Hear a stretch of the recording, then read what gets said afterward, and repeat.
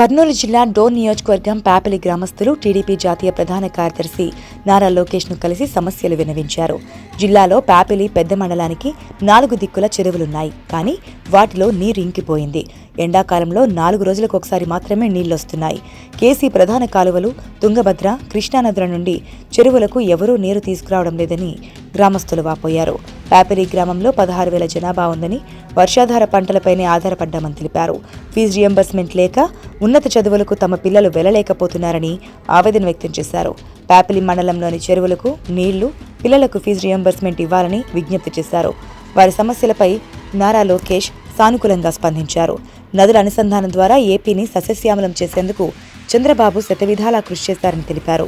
పట్టిసీమ ద్వారా కృష్ణా డెల్టాకు నీళ్లు తెచ్చామని, పోలవరాన్ని పూర్తి చేసి మిగుల జలాలను రాయలసీమకు తీసుకురావాలని చంద్రబాబు సంకల్పించారని తెలిపారు. టీడీపీ హయాంలో 72% పోలవరం పనులను చంద్రబాబు పూర్తి చేస్తే జగన్ రెడ్డి దాన్ని గోదావరిలో ముంచేశాడని తెలిపారు. సాగునీళ్లు ఇవ్వడంపై జగన్ రెడ్డికి చిత్తశుద్ధి లేదని నారా లోకేష్ తెలిపారు. టీడీపీ అధికారంలోకి వచ్చాక నదుల అనుసంధానం ద్వారా రాయలసీమకు నీళ్లిస్తామని నారా లోకేష్ హామీ ఇచ్చారు. ఫీజు రియంబర్స్మెంట్ పథకాన్ని పునరుద్ధరించి పేద, బడుగు, బలహీన వర్గాల విద్యార్థులకు ఉన్నత విద్యను అందిస్తామని పాపిలి గ్రామస్తులకు నారా లోకేష్ హామీ ఇచ్చారు.